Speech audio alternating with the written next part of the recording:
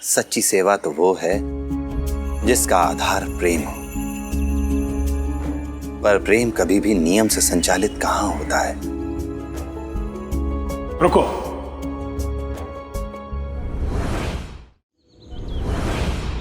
भाई कुछ काम दे दो, 2 दिन से कुछ खाया नहीं। कुछ काम नहीं है मेरे पास भाई।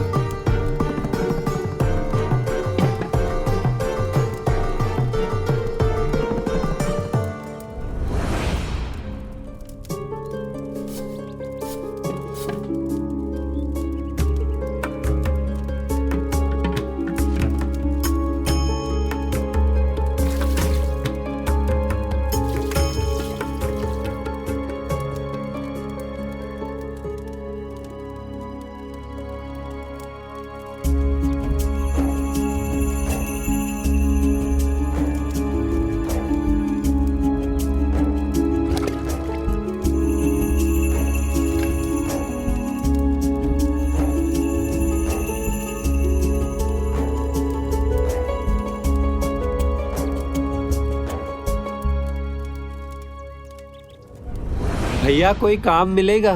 नहीं बाबा, कोई काम नहीं अभी यहाँ पे।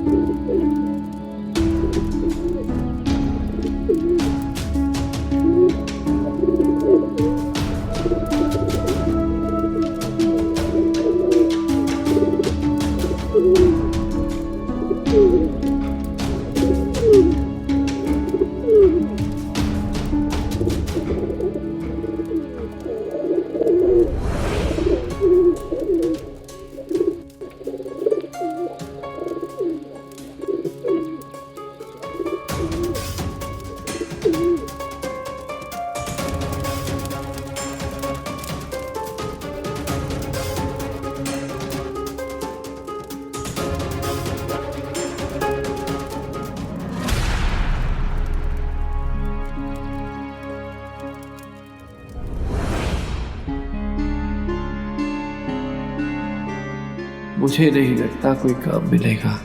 जब साईं ने मदद नहीं की तो फिर कौन मदद करेगा? तो मैं ये कह रहा था कि बच्चे बहुत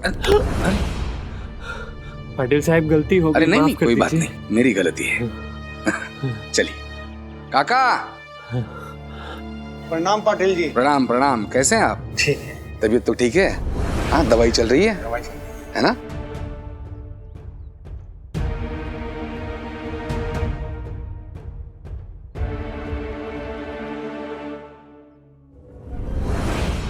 दो हम चले भी गए तो पाटिल साहब को कौन सा फर्क पड़ने वाला है?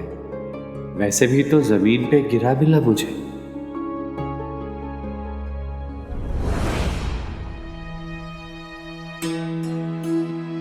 लेकिन आम तो पाटिल साहब के हैं और साईं ने कहा था किसी का हक मत लेना।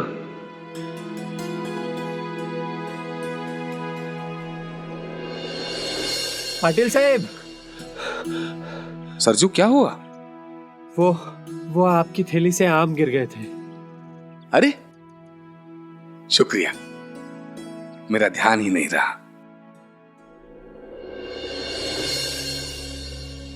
लेकिन सरजू, तुम इतने थके हुए क्यों लग रहे हो? क्या हुआ? क्या बताएं पाटिल साहब, 2 दिन से काम की तलाश में भटक भटक के थक गया हूं। तुम्हें काम चाहिए? हाँ। तो फिर पहले ही मुझे आकर क्यों नहीं मिले?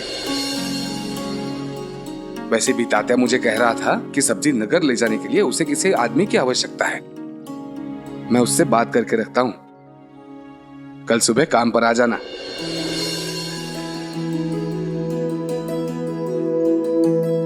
अरे नहीं नहीं, इसकी कोई आवश्यकता नहीं है, कल सुबह आ जाना।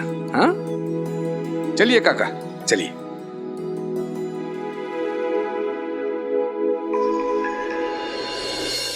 मतलब साईं मेरी मदद कर रहे थे। काम मिल गया मुझे। अब जल्दी से साईं को सूचित करता हूँ। लीजिए।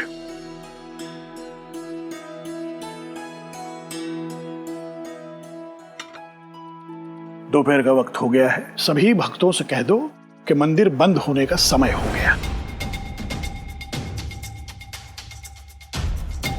लेकिन पंडित जी, मंदिर तो हमेशा खुला रहता है। अब नहीं रहेगा, जाओ जाके कह दो। सुनिए सब लोग, मंदिर बंद होने का समय हो गया है। आप सभी लोग अपने अपने घर जाइए। लेकिन हम तो यहाँ बैठना चाहते हैं, समय बिताना चाहते हैं। पंडित जी का आदेश है, अब दोपहर में मंदिर बंद रहेगा। मंदिर बंद कैसे हो सकता है? मैं यहीं पास में काम करता हूँ, दोपहर में यहाँ बैठकर आराम करता हूँ और यहीं से काम पे जाता हूँ। सालों से मेरा यही नियम है।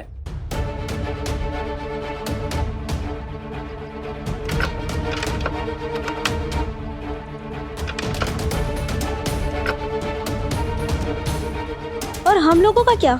हम कब से पूजा के लिए अपनी बारी आने की प्रतीक्षा कर रहे हैं। हाँ, देखिए, आज तक इस मंदिर में जो कुछ होता रहा वो गलत था, नियमों के विरुद्ध था। किंतु अब सब कुछ नियम के अनुसार होगा। आज से दोपहर में 1 प्रहर के लिए मंदिर बंद रहेगा।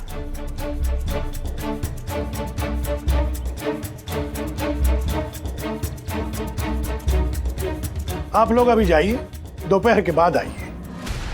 आप ऐसे कैसे कह सकते हैं? सालों से इस मंदिर के द्वार हर किसी के लिए खुले रहे हैं। नए पुजारी जी इस तरह नियम कैसे बदल सकते हैं?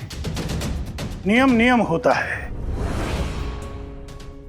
और उसका पालन सबको करना पड़ता है।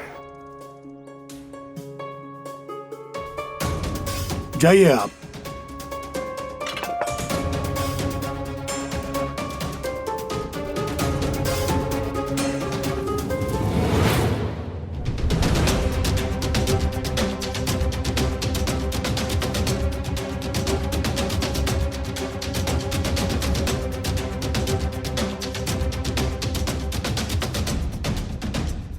पंडित जी, शायद आपको पता नहीं है, हमारे शिरडी में मंदिर बंद नहीं होते। मैं जो कुछ कर रहा हूं आप लोगों के भले के लिए कर रहा हूं, शिरडी के भले के लिए कर रहा हूं। आप लोगों को शास्त्रों का ज्ञान नहीं है, इसलिए बताता हूं। दोपहर में मंदिर बंद क्यों रहना चाहिए, इसका तर्क बताता हूं। जिस तरह मनुष्य को विश्राम की जरूरत होती है, उसी तरह भगवान को भी विश्राम की जरूरत होती है। जिस तरह मनुष्य अपने कामकाज के लिए उसकी दिनचर्या निश्चित करता है, उसी तरह भगवान की पूजा पाठ उसके विश्राम का समय सुनिश्चित होता है। लेकिन हम क्या सोचने लगते हैं, हम तो अपनी सुविधा देखेंगे, जब मन में आएगा तब दर्शन करेंगे। ऐसा नहीं होता। भक्त भगवान की प्रतीक्षा करता है, भगवान भक्त की नहीं। इसलिए हमारी दिनचर्या भगवान की सुविधानुसार निश्चित होनी चाहिए। हम दूसरी बार यहाँ आए हैं, आपने कहा था दूसरे लड्डू लेके आना, हम बाजार से वो भी लेकर आए हैं। इस उम्र में हम फिर कैसे आ पाएंगे? हमारा चढ़ावा भगवान को चढ़ाकर हमारी पूजा तो करवा दीजिए। जी पंडित जी, इनका चढ़ावा चढ़ाकर इनकी पूजा संपन्न कर दीजिए। मैंने कहा ना, नहीं, भगवान से बढ़कर कोई नहीं होता। दोपहर हो चुकी है, अभी भगवान के विश्राम का समय है। आप लोग चलिए।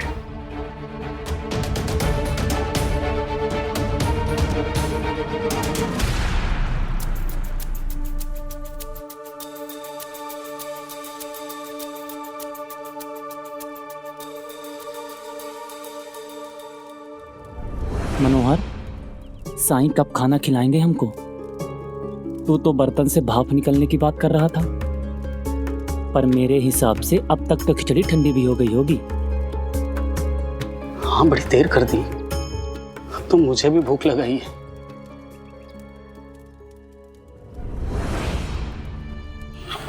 मैं जाके बात करके आता हूँ।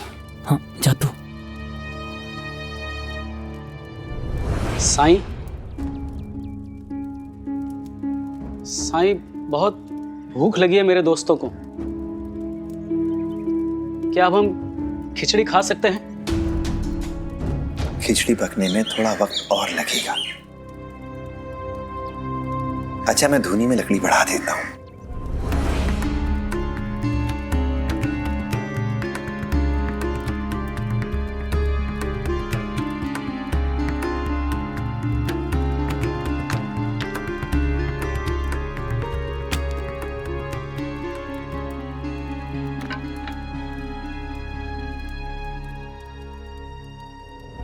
जब खिचड़ी पक चुकी है तो साईं धुनी में लकड़ी क्यों डाल रहे हैं?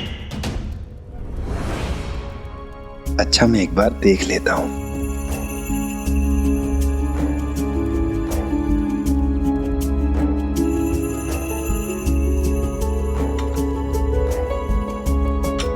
खिचड़ी पकने में अभी थोड़ी देर है।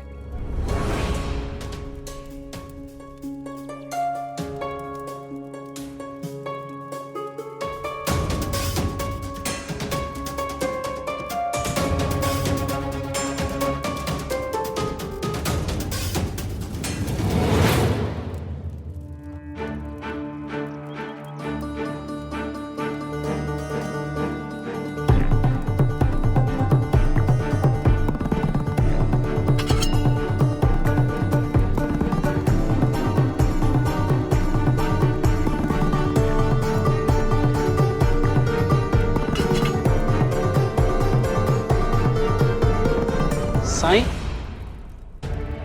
आप तो कह रहे थे कि खिचड़ी पक रही है, लेकिन उसमें तो सारा सामान कच्चा है। जब तक पतीला आग के ऊपर नहीं चढ़ाएंगे तो वो पकेगी कैसे? क्यों नहीं पकेगी? धूनी में इतनी तेज आग जल तो रही है। उसी की ऊष्मा से पक जाएगी।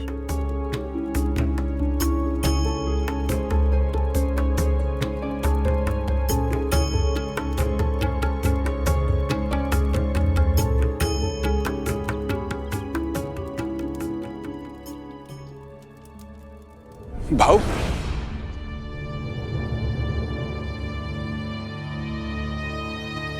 इसमें समस्या क्या है? खंडोबा मंदिर भी खुला ही रहता है। महारसापति, तुम्हें तुम्हारा मंदिर जिस तरह चलाना है तुम चलाओ, किंतु मेरा मंदिर किस तरह चलाना है उसमें तुम्हें भी हस्तक्षेप करने की जरूरत नहीं है।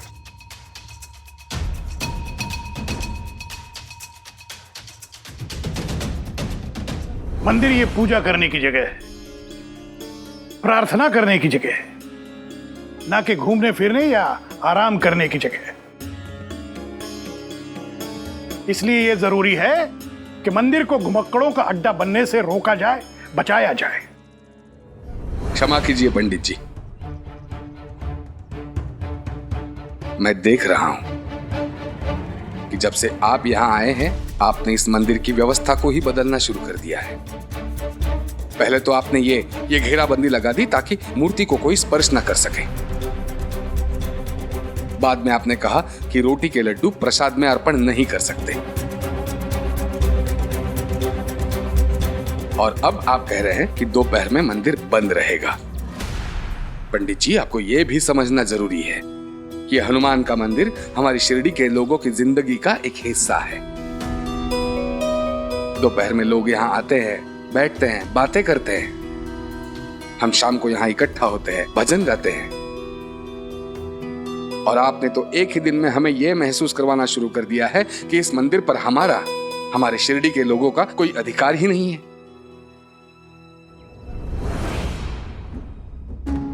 गीता में भगवान श्री कृष्ण ने कहा है कि मैं अपने भक्तों के लिए कभी भी कहीं भी आऊंगा, बस मेरा भक्त मुझे सच्चे दिल से पुकारे। मुझे याद करने के लिए या अपने पास बुलाने के लिए मुझे किसी अनुष्ठान की कोई आवश्यकता नहीं है। और फिर हनुमान जी तो संकट मोचन है। ये तो आदि हनुमान चालीसा पढ़ने से ही अपने भक्तों के संकट को दूर कर देते हैं। हनुमान जी स्वयं भगवान श्री राम की भक्ति में, उनकी सेवा में लगातार डूबे रहते हैं। ये तो समय नहीं देखते, फिर ये अपने भक्तों को अपने पास आने से क्यों रोकेंगे? क्यों ये अपने भक्तों से कहेंगे कि मुझे ये प्रसाद चाहिए, वो प्रसाद नहीं, कोई मुझे इस समय याद करे, उस समय नहीं?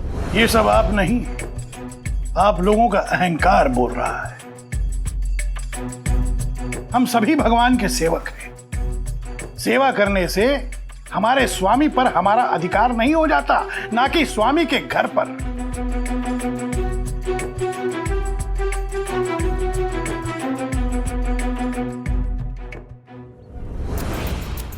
ये आप कैसी बात कर रहे हैं साईं? जब तक पतीला आग के ऊपर नहीं होगा तब तक भला उसे आग की उष्मा कैसे मिलेगी? हाँ साईं, मनोहर बिल्कुल सही कह रहा है। क्यों नहीं मिलेगी ऊष्मा?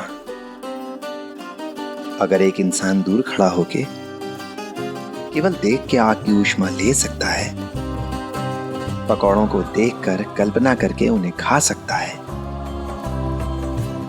ये महसूस कर सकता है कि पकौड़ों की गर्मी, उनकी ऊष्मा उसके शरीर में जा रही है,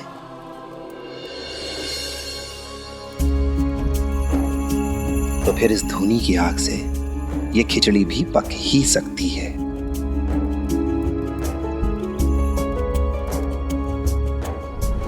यानी तूने इस आग से गर्मी ली और हमारे पकौड़े खाने की कल्पना करके अपनी भूख मिटाई। शर्त के मुताबिक तो तुम्हें कहीं से गर्मी या उष्मा नहीं लेनी थी। इसका मतलब तुम शर्त हार गए। चलो निकलो यहां से।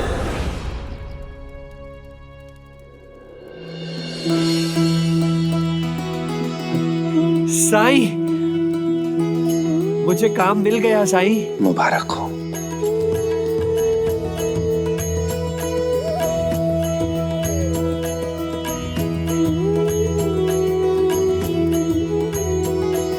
अंदर आओ।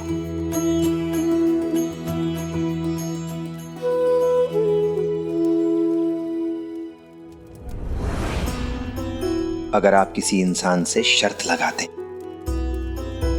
और वो दी हुई चुनौती को पूरा करता है, तो आपको भी अपने वादे के अनुसार उसे वो चीज देनी चाहिए जो आपने देने के लिए कहा था। आप लोगों को सिर्फ एक वक्त का खाना नहीं मिला है और आप इतने परेशान हैं, भूख से व्याकुल हैं। क्या आपको उस इंसान की तकलीफ का अंदाजा है जिसने 2 दिन से कुछ नहीं खाया है? क्या आप उसकी तकलीफ, उसकी पीड़ा का अंदाजा लगा सकते हैं? साईं, मुझे माफ कर दीजिए। मुझे अपनी भूल का एहसास हो गया। सरजू, तुम भी मुझे माफ कर दो। मुझे तुम्हें देने के लिए 2 सोने के सिक्के तो नहीं, लेकिन उसके बराबर यह है।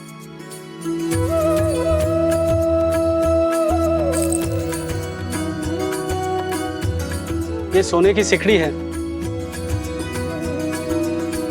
इसे बेचकर तुम तब तक अपना गुजर बसर कर सकते हो जब तक तुम्हें नए काम की कमाई नहीं मिल जाती।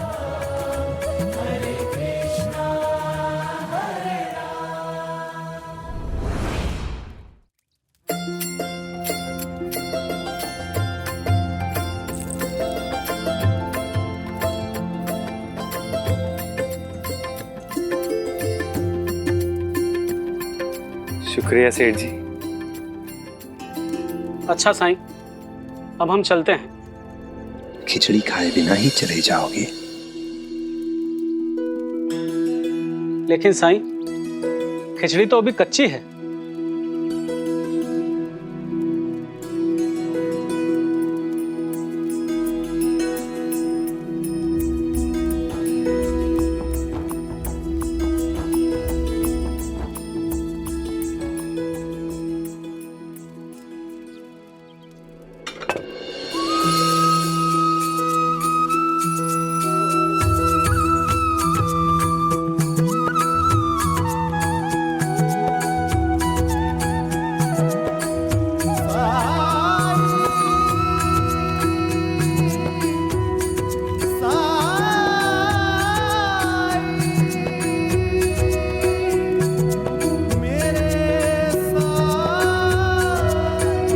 सरजू, जी साईं। तुम भी खिचड़ी खा के जाना। जी साईं।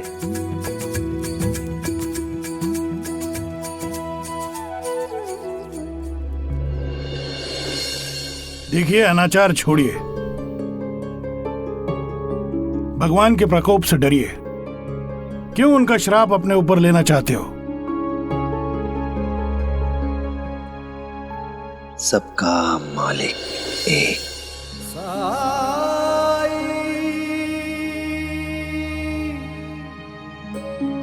स्वामी की सेवा अगर डर से की जा रही हो तो इसका अर्थ यह है कि स्वामी क्रोधी है, अहंकारी है, और डर से की हुई सेवा कभी भक्ति नहीं हो सकती, गुलामी है ये। सच्ची सेवा तो वो है जिसका आधार प्रेम हो, पर प्रेम कभी भी नियम से संचालित कहां होता है। प्रेम अनुशासन नहीं, समर्पण है, स्वच्छंदता है, और प्रेम भक्त के भाव से परिभाषित होता है। रुको,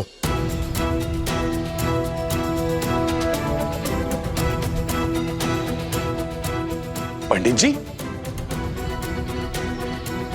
आप साईं को रोक रहे हैं? पाटिल जी, ये बात तो हम सबको पता है कि मैले वस्त्रों में मंदिर में प्रवेश नहीं किया जाता। ये मैले वस्त्र पहना हुआ फकीर इस मंदिर में नहीं आ सकता। भक्ति में मन की पवित्रता महत्वपूर्ण है पंडित जी, वस्त्रों की स्वच्छता नहीं। हमारे साईं ने तो हमें यही सिखाया है। पाटिल जी, आपसे ये उम्मीद नहीं थी। आप तो गांव के पाटिल हैं, लोगों को समझाते हैं, लेकिन वेद और पुराणों के ज्ञाता को चुप करके, उसका विरोध करके आप एक फकीर का समर्थन कर रहे हैं। बेबस आजी अजूबा जो अपने पोते की मन्नत पूरी करने आए हैं, उन्हें मंदिर के द्वार से लौटा दिया जाए, और वो भी केवल लड्डू और रोटी के लिए? किस शास्त्र में लिखा है ये सदाशिव जी? इस फकीर को रोटी के लड्डू के बारे में कैसे पता चला? ये तो यहां नहीं था उस समय। जरूर बाहर जाकर बुढ़ा बुढ़ी ने उससे शिकायत की होगी। बताइए।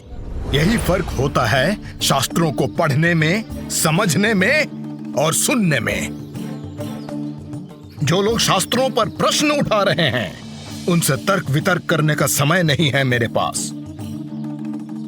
मैं इस मंदिर का पुजारी हूं, यहां पर मेरे नियम चलेंगे।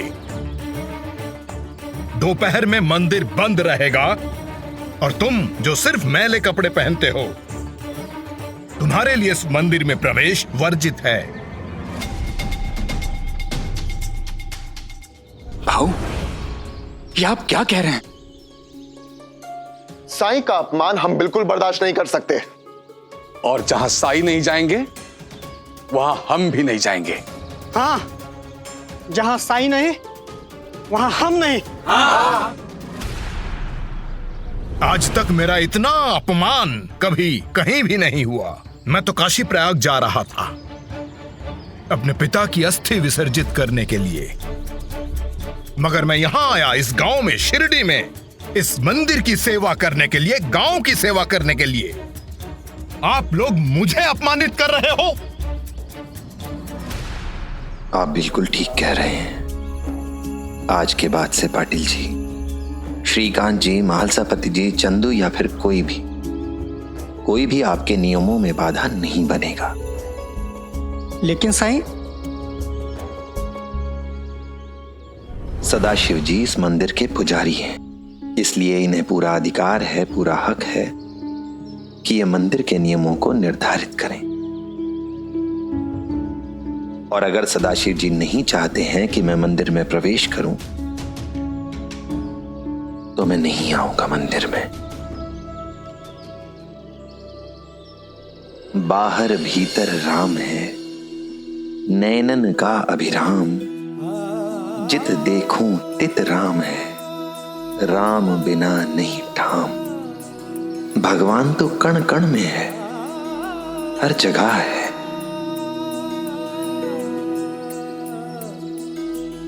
वो ईश्वर इस मंदिर तक सीमित नहीं है, वो तो पेड़ में है, पौधों में है, यहां तक कि बच्चों में भी है। शास्त्र भी यही कहते हैं ना सदाशिव जी। अगर हम भगवान का शुक्र अदा करना चाहते हैं तो कहीं भी कर सकते हैं। अगर सच्चे मन से ईश्वर को याद करेंगे, सच्चे मन से पूजा करेंगे, तो वो हमारी पूजा जरूर स्वीकार करेंगे। बिल्कुल सही कहा साईं ने। चलिए खंडोबा मंदिर चलते हैं, आखिर ईश्वर तो एक ही है ना।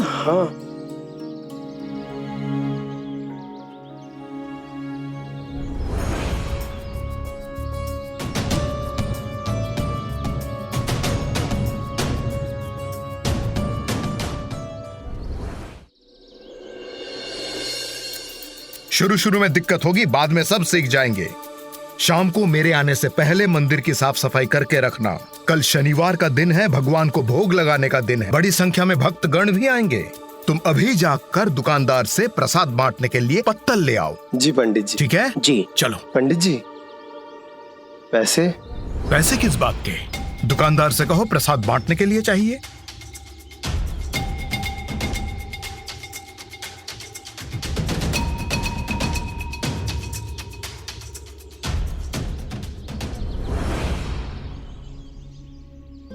प्रणाम साईं। राम जी भला करें।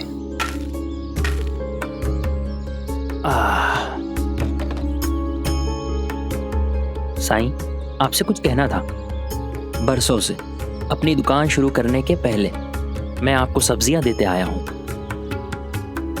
मैं सवेरे द्वारका माई गया था सब्जियां लेकर, परंतु आप वहां नहीं मिले। अच्छा हुआ आप यहां मिल गए। लीजिए, सब्जियां स्वीकार कीजिए।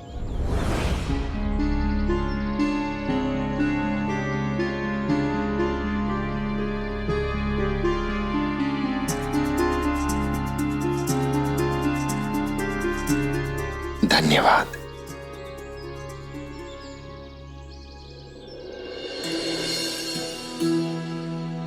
प्रणाम साई।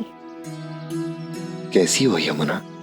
ठीक हूँ साई, ये मेरी काकी है।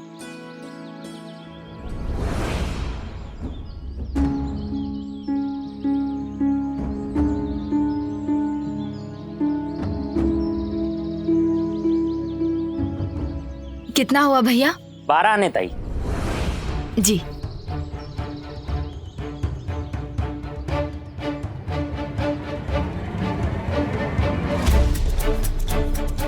सुनंदा, क्या कर रही हो?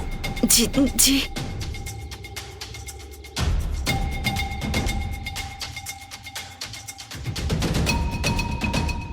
क्या सोचकर पैसे दे रही हो?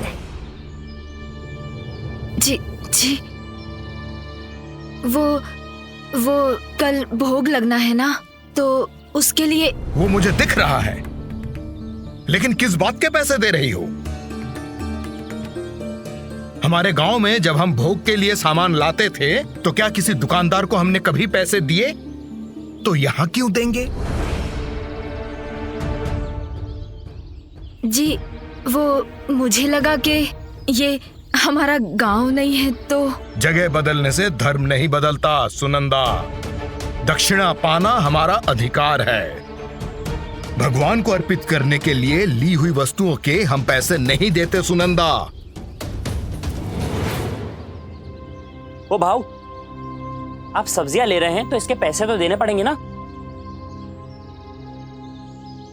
पंडित से पैसे लोगे? भलोगे कैसे? नर्क में जाओगे, नर्क में। आप इतने ज्ञानी हैं तो आपको पता होना चाहिए कि थोड़ा पैसा भी गरीब के लिए कितना मायने रखता है। क्यों मेरा नुकसान कर रहे हैं आप? अच्छा, मैंने लिया तो नुकसान हो गया, और इस फकीर ने लिया तो तुम्हारा नुकसान कहां गया है? मैं भगवान की सेवा करने के लिए लेता हूं, और ये फकीर अपने लिए, जो करता कुछ नहीं है, दिन भर घूमता रहता है, लोगों के काम में टांग अड़ाता है। काम का ना काज का, दुश्मन अनाज का।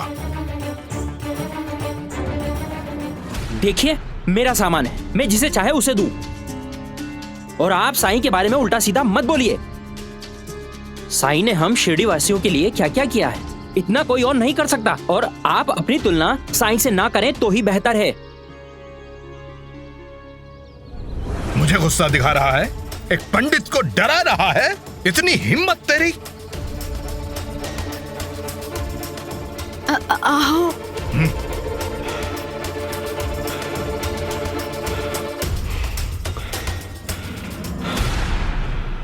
तुम समझते क्या हो खुद को? तुम जानते नहीं हो एक पुजारी में कितनी शक्ति होती है। वो दिन भर प्रभु की सेवा करते रहता है, प्रभु का वो प्रिय होता है। उसका अपमान करने वाले को भगवान कभी माफ नहीं करते। आपकी इन गिदड़ भपकियों से मैं नहीं डरने वाला। आपके शास्त्र में क्या लिखा है मुझे उससे कोई लेना देना नहीं। आपने मुझसे सब्जियां ली हैं, इसके पैसे दीजिए। मैं अपनी मेहनत की कमाई यूं ही नहीं छोड़ने वाला। सुनो, अगर तुम्हें बुरा ना लगे, तुम्हें कोई एतराज ना हो, तो क्या मैं अपनी सब्जियां इन्हें दे दूं? ए फकीर, तेरी भीख नहीं चाहिए मुझे।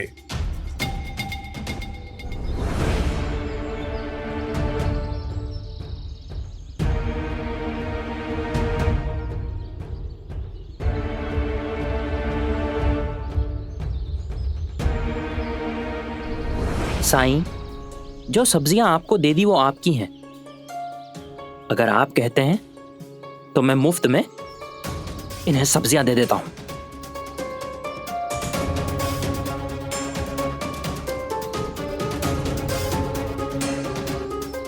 देखा आपने कितने दयालु हैं हमारे साईं। आप इनका अपमान कर रहे थे या आपके हित के बारे में सोच रहे हैं, आपका हित चाह रहे हैं? भाऊ, भाई कितना पैसा हुआ? 12 आने।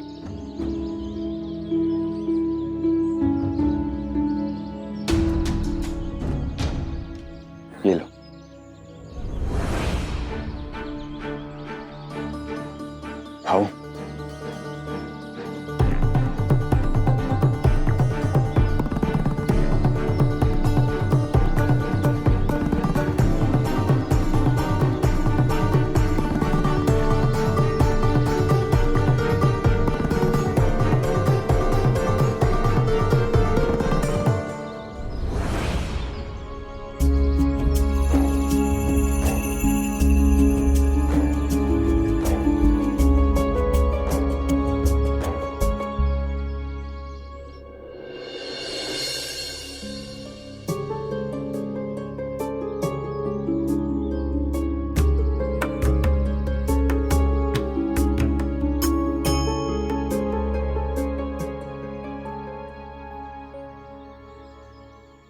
भाऊ, कुछ ना कहो। महालसापति, तुम मेरे सगे भाई नहीं हो, लेकिन मैंने तुम्हें सगा भाई ही माना है। छोटे हो मुझसे, मैं तुम्हारे घर में मेहमान हूं। उसका मान रखते हुए मैंने कभी तुम्हारी पूजा में कमी नहीं निकाली, लेकिन तुमने बड़े भाई का मान नहीं रखा। जब से इस गांव में आया हूं, देख रहा हूं मैं, तुम दूसरों का समर्थन करते हो। कभी उन बच्चों का, कभी उस फकीर का, कभी गांव वालों का, और आज तो तुमने उस सब्जी वाले को पैसे दे दिए। क्या जरूरत थी? महालसापति, सवाल यह नहीं है कि मैं पैसे नहीं दे सकता, सवाल सिद्धांतों का है। काकी,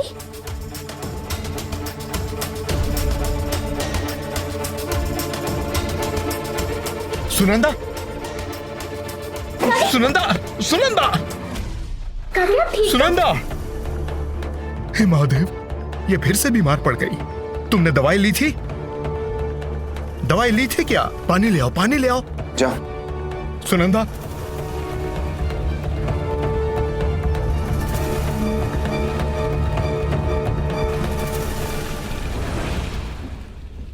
हाँ, पानी पियो।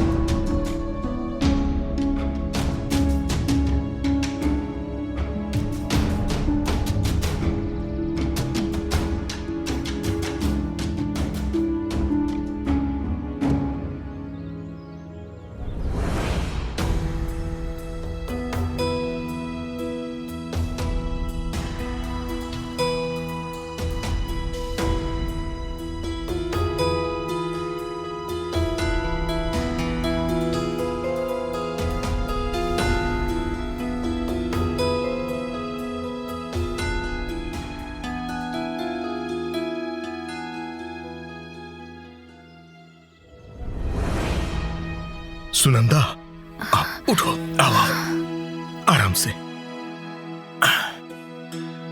अब कैसा लग रहा है? जी मैं ठीक हूँ। थोड़ी देर बाद मैं मंदिर खोलने जा रहा हूं। जाने से पहले मैं तुमसे कुछ बात करना चाहता हूं।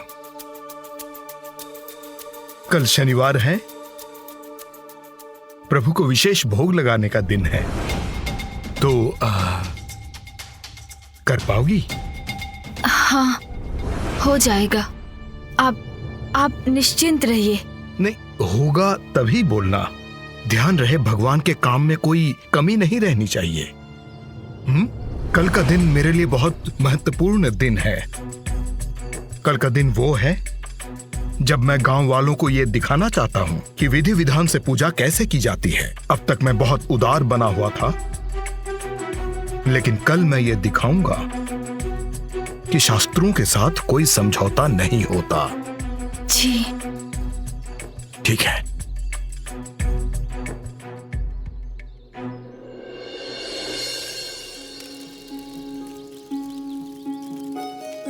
शास्त्र शस्त्र नहीं है,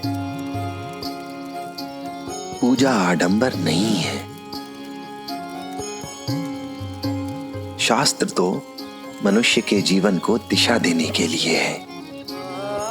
मनुष्य के जीवन को अंधकार से प्रकाश की ओर लाने के लिए है शास्त्र। मानव को बेहतर बनाने के लिए है शास्त्र। पर शास्त्र पढ़ के भी अगर समर्पण नहीं सीखा, पूजा करके भी अगर अहंकार का त्याग करना नहीं सीखा, तो फिर क्या सीखा?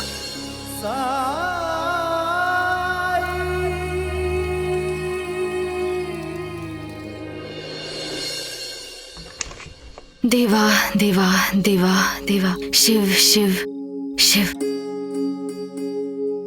शिव शिव। पहले मैं भोग के लिए सूजी का हलवा ही बना लेती हूँ।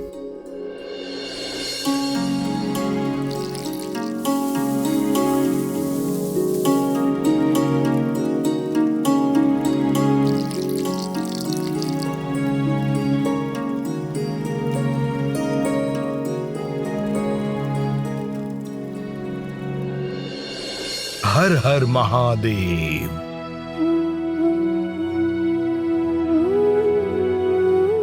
आज शिरडी में मेरा पहला शनिवार है, मगर आज का दिन परीक्षा की भांति प्रतीत हो रहा है। मैं जानती हूँ आज का दिन आपके लिए कितना महत्वपूर्ण है, इसलिए मैं पूरी तरीके से सतर्क थी। मैंने सारी तैयारियां कर ली हैं, ये देखिए।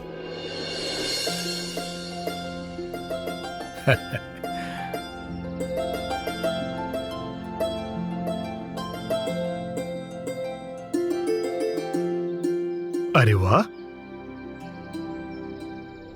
शाबाश सुनंदा। तुम्हारा स्वास्थ्य ठीक ना होते हुए भी तुमने बड़ा अच्छा काम किया है।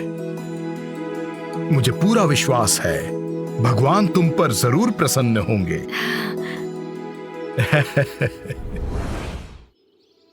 पंडित जी, हम पूजा सामग्री लेने आए हैं। हाँ, आइए आइए आइए आइए आइए। प्रणाम। प्रणाम पंडित जी। संभल कर ले जाना, इसमें नैवेद्य है भोग के लिए।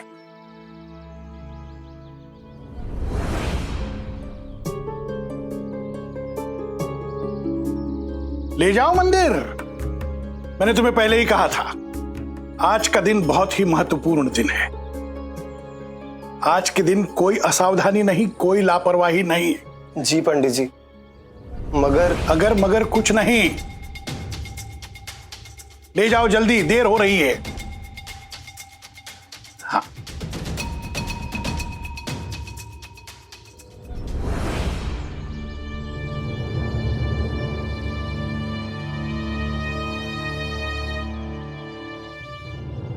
कुछ सुनते ही नहीं है पंडित जी।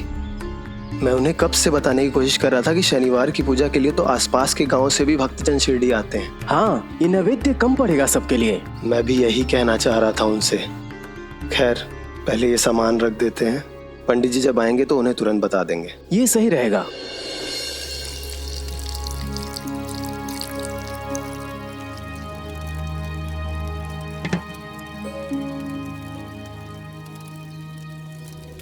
साईं,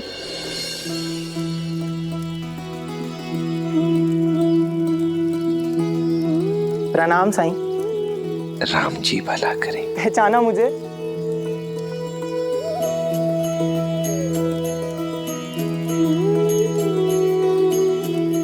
बहुत दिनों बाद शिरडी आना हुआ वैभव। अच्छा लगा तुम्हें देख के।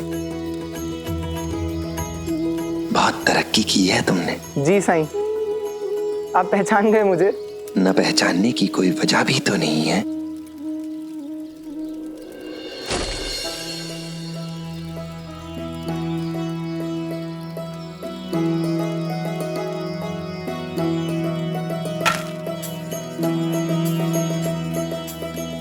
हाथ आई नौकरी को इस तीर की तरह समझो और कार्यस्थल को इस धनुष की तरह।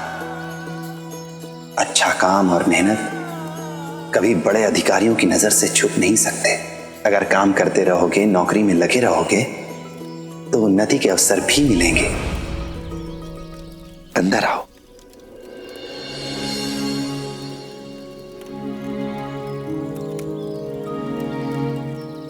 तुम लोग यहीं रुको। पर क्यों? द्वारका माई सबके लिए बराबर है। ये किसी से भेद नहीं करती। सभी के लिए जगह है यहाँ पर, तुम दोनों के लिए भी।